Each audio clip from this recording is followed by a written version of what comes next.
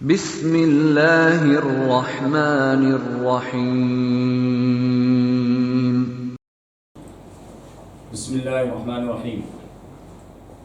درجہ مولوی کے عزیز طلبہ و طالبات، ابھی مشکات المصابیح کتاب الایمان کی دوسری حدیث کا درس شروع کیا جا رہا ہے۔ میں سب سے پہلے اس دوسری حدیث کو پڑھ کر سنا رہا ہوں۔ بسم اللہ الرحمن الرحیم۔ وعن ابن عمر رضی اللہ عنہما قال قال رسول اللہ صلی اللہ علیہ وسلم بنی الاسلام علی خمس شہادت ان لا الہ الا اللہ وان محمدا عبدہ ورسولہ واقام الصلاۃ وایتاء الزکاۃ والحج وصوم رمضان، متفق علیہ۔ عزیز طلبہ، یہ حدیث کتاب الایمان کے تحت ذکر کی گئی ہے، جس میں اسلام کے بنیادی ارکان کو بتایا گیا ہے کہ اسلام کے بنیادی ارکان وہ 5 ہیں۔ سب سے پہلا شہادت ان لا الہ الا اللہ وان محمدا عبدہ ورسولہ، کہ اس بات کی گواہی دینا کہ نہیں ہے کوئی معبود سوائے اللہ کے اور محمد صلی اللہ علیہ وسلم اللہ کے بندے اور اس کے رسول ہیں۔ تو یہ اس کو توحید کہا جاتا ہے، یعنی اسلام کے بنیادی ارکان میں سب سے بنیادی چیز، ان بنیادی ارکان میں بھی سب سے اہم وہ ہے توحید، یعنی اس بات کا اقرار کہ لا الہ الا اللہ محمد الرسول اللہ، کہ نہیں ہے کوئی معبود سوائے اللہ کے اور محمد صلی اللہ علیہ وسلم اللہ کے بندے اور اس کے رسول ہیں۔ دوسری بنیادی چیز وہ ہے نماز کو قائم کرنا۔ تیسری چیز وہ ہے زکوٰۃ کو ادا کرنا۔ یہ نماز کا قائم کرنا تو ہر عاقل بالغ مسلمان مرد اور عورت پہ فرض ہے، اور زکوٰۃ ہر مسلمان پہ فرض نہیں ہے، بلکہ ایسے شخص پہ فرض ہے جو صاحب نصاب ہو، یعنی جس کے پاس 7.5 تولہ سونا، جس کا موجودہ وزن 87 گرام 480 ملی گرام سونا ہوتا ہے، یا 52.5 تولہ چاندی، جس کا موجودہ وزن 612 گرام 360 ملی گرام چاندی ہوتا ہے۔ اگر کسی کے پاس 7.5 تولہ سونا ہو یا 52.5 تولہ چاندی ہو، یا چاندی کی قیمت کے بقدر کوئی دوسرا سامان تجارت ہو، تو ایسے شخص پہ زکوٰۃ فرض ہے۔ تو دوسرا بنیادی رکن اسلام کا، تیسرا بنیادی رکن وہ زکوٰۃ ہے جو صاحب نصاب پر واجب ہے۔ اس کے بعد حج ہے۔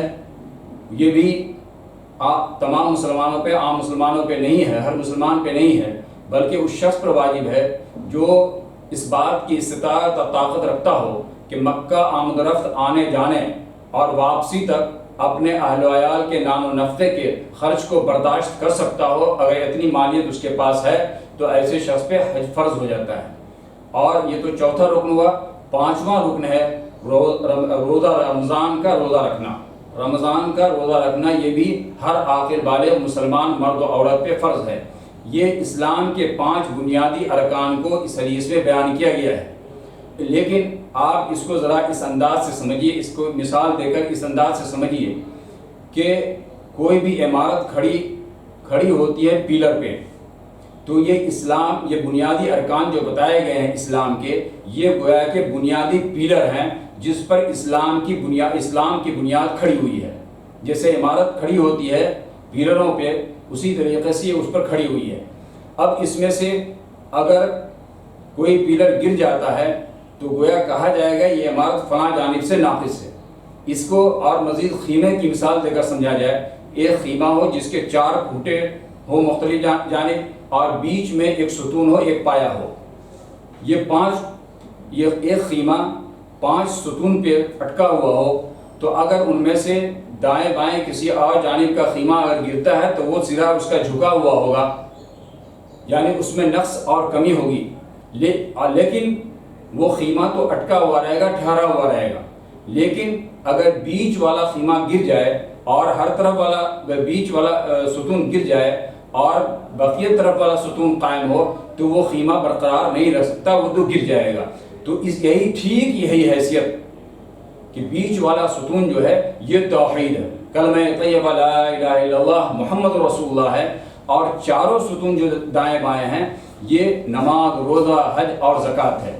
تو اگر بیچ والا ستون جو توحید والا ستون ہے اگر یہ گر جائے تو ساری چیزیں دھڑام سے گر جائیں گی، وہ چیزیں قائم نہیں رہ سکتی۔ یعنی اگر ایمان قائم نہیں ہے تو کوئی روزہ رکھ لے، نماز پڑھ لے، اس کا کوئی اثر اور پھل مرتب نہیں ہو سکتا، اس کا بدلہ اس کو نہیں مل سکتا۔ ایمان اس کے بدلہ ملنے کے لیے، اس کی جزا ملنے کے لیے، اس کا ثواب ملنے کے لیے سب سے پہلے ایمان ضروری ہے۔ تو اس حدیث میں اسی چیز کو سمجھایا گیا ہے کہ اسلام کے 5 بنیادی ارکان ہیں۔ اب اور یہ حدیث جو ذکر کی گئی ہے متفق علیہ کہا گیا۔ حدیث طلبہ کبھی کبھی سوالات میں اس طریقے سے دھوکہ دیا جاتا ہے کہ یہ کہا جاتا ہے کہ متفق علیہ جو کہا گیا یہ کتنے ائمہ کا اتفاق مراد ہے اور کن کن ائمہ کا اتفاق مراد ہے۔ تو آپ کو یہ سمجھنا ہوگا کہ مشکات شریف میں جہاں بھی متفق علیہ کہا جاتا ہے یہ ائمہ کا اتفاق مراد نہیں ہوتا، بلکہ یہ اس بات کو بتانے کے لیے ہے کہ یہ حدیث جو ذکر کی گئی ہے یہ حدیث بخاری اور مسلم ان دونوں کتابوں میں ہے، اس لیے اس کو کہا جاتا ہے متفق علیہ، کہ یہ حدیث بخاری اور مسلم دونوں میں ذکر کی گئی ہے۔ اب آئیے کتاب الایمان کی تیسری حدیث ہم پڑھیں کہ عن ابی ہریرہ رضی اللہ عنہ قال قال رسول اللہ صلی اللہ علیہ وسلم الایمان بضع وسبعون شعبہ فافضلها قول لا الہ الا اللہ وادناها اماطۃ الاذى عن الطریق والحیاء شعبۃ من الایمان متفق علیہ۔ یہ حدیث حضرت ابو ہریرہ رضی اللہ عنہ سے مروی ہے۔ وہ فرماتے ہیں کہ رسول اللہ صلی اللہ علیہ وسلم نے فرمایا کہ ایمان کے 70 سے زیادہ شعبے ہیں، ایمان کی 70 سے زیادہ شاخیں ہیں، یہ اللہ کے رسول صلی اللہ علیہ وسلم فرما رہے ہیں۔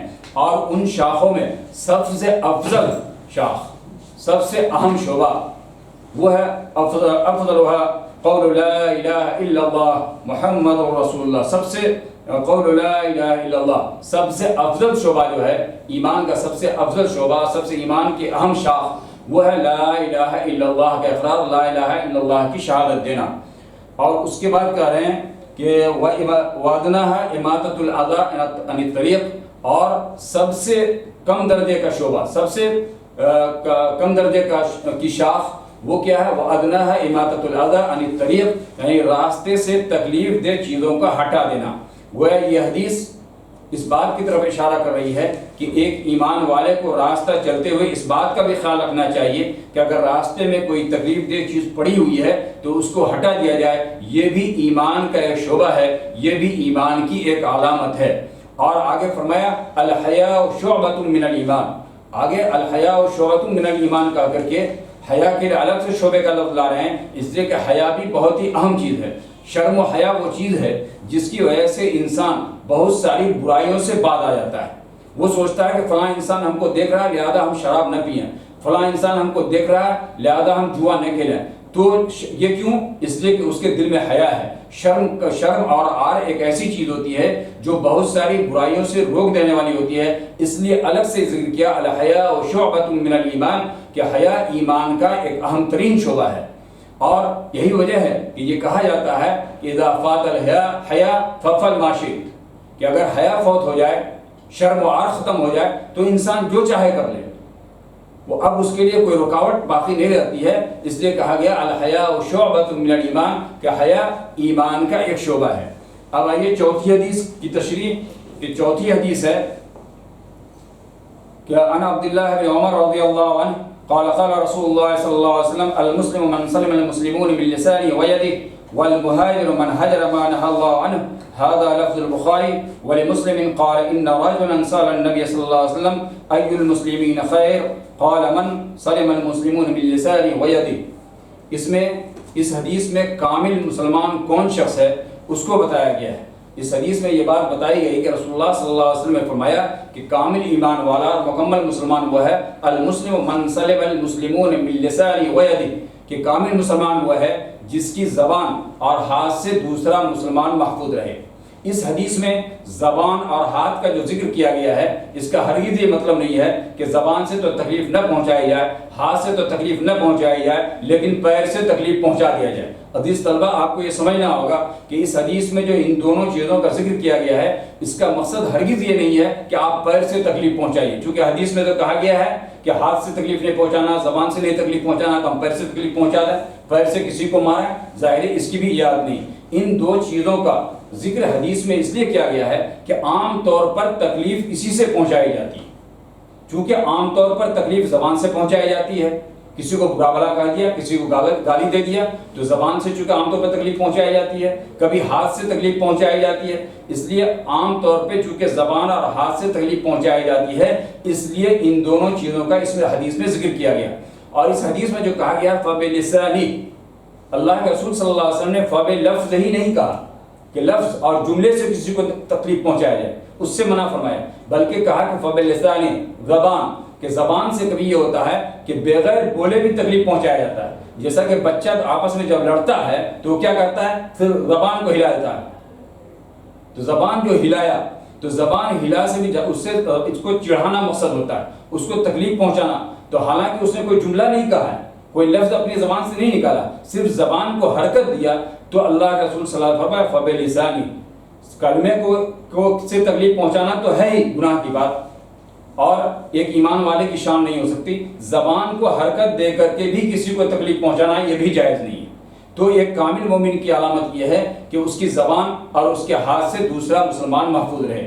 اب اس حدیث میں دوسری بات یہ کہی جا رہی ہے کہ مہاجر وہ شخص ہے کہ جو مہاجر،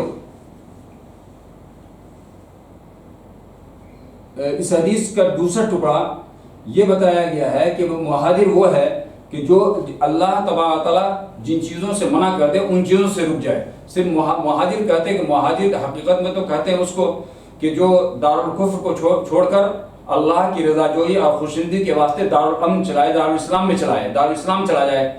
لیکن یہاں پر کہا جا رہا ہے کہ اصل مہاجر وہ ہے کہ جو اللہ کی مرضی کے مطابق اپنی زندگی گزارنے والا ہو، اللہ کے فرمان کے مطابق زندگی گزارنے والا ہو، اور اللہ نے جن چیزوں سے منع کر دیا ہے، اللہ نے جن چیزوں سے روک دیا ہے، ان چیزوں سے وہ رکنے والا بن جائے۔ اس لیے عزیز طلبہ آپ کو اس بات کو اچھی طرح غور کرنا ہوگا کہ مہاجر کی جو تعریف کی جاتی ہے عام، اور یہاں جو بتایا جا رہا ہے کہ مہاجر وہ شخص ہے اور اصلی مہاجر وہ ہے جو اپنے نفس کے ساتھ جہاد کرتا ہے، کہ مثلا نفس تقاضا کرتا ہے غلط کام کے کرنے کا، لیکن انسان فوراً رک جاتا ہے کہ نہیں اللہ نے اس کو ناجائز اور حرام قرار دیا، ہم اس کام کو نہیں کریں گے۔ تو اصل جہاد یہ ہے کہ نفس کے خلاف کام کرنا۔ اس لیے یہ کہا جاتا ہے کہ ہم ایمان والوں کو اللہ کی مرضی کے مطابق زندگی گزارنی ہے، اپنی مرضی کے مطابق نہیں، یعنی رب چاہی زندگی ہونی چاہیے، من چاہی زندگی نہیں ہونی چاہیے۔ اسلام اسی چیز کا مطالبہ کرتا ہے۔ آج کا سبق یہی تک، انشاءاللہ باقی سبق آئندہ۔